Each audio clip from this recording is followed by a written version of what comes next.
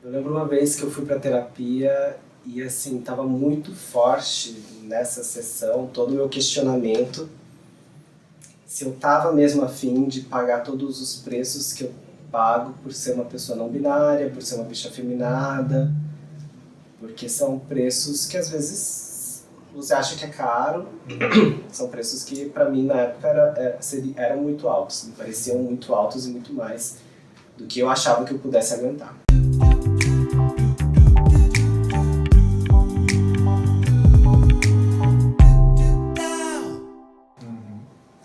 Porque eu tinha saído com um cara num date, eu já tava morando aqui em São Paulo, e aí foi, tipo, de maquiagem e tal. E olha que na época eu nem me montava tanto como hoje, porque eu não era tão seguro assim. Tinha o cabelo curto, usava, sei lá, uma máscara de cílios, fazia uma pele lá, mas tipo, eu não tinha uma super sombra metálica, um esfumado. E aí fui nesse date, saí com esse cara, e aí a gente o papo vai, o papo vem. A gente acabou não ficando e ele foi me deixar em casa. E aí no carro rolou um papo, tipo... Ele olhou pra mim e perguntou assim, com um pesar, sabe? Por que você tem que se maquiar? E pra mim foi muito assim, tipo, se você não tivesse de maquiagem, eu ficava com você agora, sabe? E aí aquilo foi um questionamento em que coincidia muito com o que a minha mãe me questionava. Ela falava assim, tudo bem você ser gay, mas por que é que você precisa ser afeminado, se montar tanto? Só que eu acho que o que as pessoas não entendem é que isso passa pela minha identidade de gênero, como eu me vejo no mundo, entendeu? Não que assim, eu vou me achar um lixo se eu não tiver de maquiagem. Não, não é isso, mas eu me sinto confortável sendo quem eu sou. De maquiagem eu acho que eu fico mais potente, assim. Sim.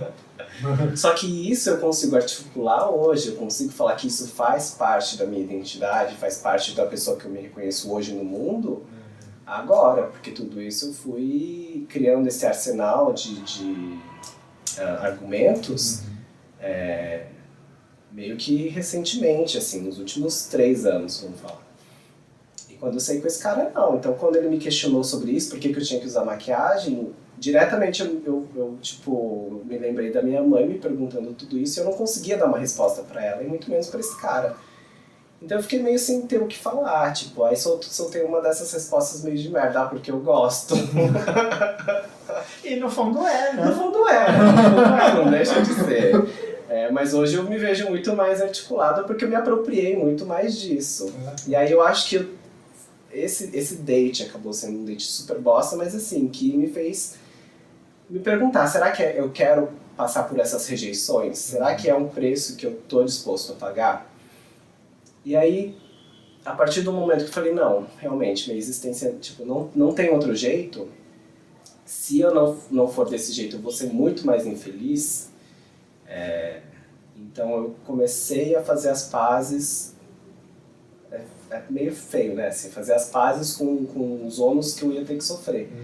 Mas é um pouco disso, assim, eu não vou ser hipócrita e inocente de falar assim, não, seja quem você é, que tudo bem, o mundo vai te abraçar. Não vai, sabe, vão cuspir na tua cara, mas você tem que estar forte, eu acho. Você comentou agora sobre o medo do preço, né, que você teria que pagar. Hoje, olhando de um outro lugar, o que você teria para falar sobre esse preço?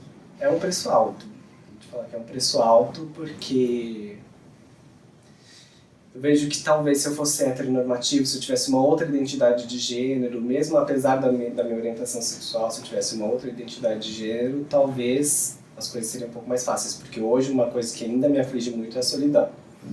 Ainda mais quando a gente fala em São Paulo, eu acho que pouquíssimas pessoas não se sentem sozinhas. Ainda mais a gente vem de outras cidades, migra pra cá e tal. E eu vejo que, assim, no meu histórico de vida romântica, eu tive só um namorado até hoje. E as rejeições não é que assim, eu me aceitei, então as rejeições pararam de acontecer, tô aí arrasando na vida. Elas continuam, elas persistem, eu posso mandar mensagem para 200 caras no Grindr, tipo, meio cara vai me responder. Porque sim, existe ainda todo um machismo, uma misoginia e os gays não estão a salvo disso. Inclusive tem muito gay misógino. Sim, né? sim. Tem. Então é um preço alto, mas é um preço que eu me dispus a pagar e que, sendo quem eu sou, eu consigo reconhecer também as satisfações e os prazeres. Eu acho que não tem nada melhor, acho que nenhum preço seria tão alto a ponto de tirar a satisfação que eu tenho quando eu me olho no espelho e eu consigo me identificar, consigo me ver mesmo, falar, nossa, sim, realmente eu sou essa pessoa. Eu sofri muito bullying por ser exatamente LGBT. Você sofreu, sofre bullying? Como que é isso pra você? Sofri também por ser uma pessoa LGBT. É óbvio que no meu caso, assim, alguns momentos, alguns bullying, principalmente na infância, na escola, passavam também pela parte étnica, racial, assim. Aquela coisa das crianças virem e tirarem sarro de você, puxando o olho, então falar algumas rimas lá de japonês, arigatô, come não sei o que com cocô. Então também era permeado por essa parte racial. Mas eu acho que o que mais me marcou durante a infância e a adolescência foram os bullying na escola referentes à sexualidade e a ser uma pessoa LGBT. Até porque eu sempre, desde pequeno, tive uma identificação muito forte com o feminino, né? Eu acho que hoje não é segredo pra ninguém que eu seria rotulado como a bicha afeminada, né? E então eu lembro que eu sempre gostei muito mais de brincar com as meninas, gostava mais de brincadeiras de menina. Durante a educação física também, você até mencionou quando a gente estava conversando um pouco antes, dessas divisões tão sexistas né, por sexo. E sim, assim, eu sempre fugia de futebol, sempre era o último a ser escolhido no time. E eu lembro que os meninos falavam assim, se a bola vier pra você, você chuta pra fora, de tão ruim que eu era. Era mais ou menos assim. E eu lembro de um episódio que me marcou, que assim, eu acho que na época eu tava na quarta série, tinha uns 10 anos, e eu nem pensava com relação a tipo, me sinto atraído sexualmente por fulano ou por fulana, eu não tinha isso ainda dentro. Mas eu lembro que um professor de educação física fez uma brincadeira boba, assim, falou assim, você cortou o cabelo, você falou pro cabeleireiro capricha e aí ele entendeu pra bicha. Aí aquilo, tipo, dentro de mim teve um efeito muito negativo. Porque era uma coisa que nem eu mesmo na frente do espelho ainda tinha parado pra conversar e tentar me entender. Eu já sabia que eu era muito diferente dos outros meninos, brincava diferente, me comportava diferente, gostava de canetinha colorida com cheiro e fazia caderno de caligrafia. E aí parecia que isso legitimou todo um discurso que eu escutava dos meus colegas, né? Então eu lembro que também nessa mesma época eu tinha uma lancheira do Mickey e da Minnie que era rosa com roxo. E aí era óbvio que nessa época a cor era um motivo para você sofrer bullying.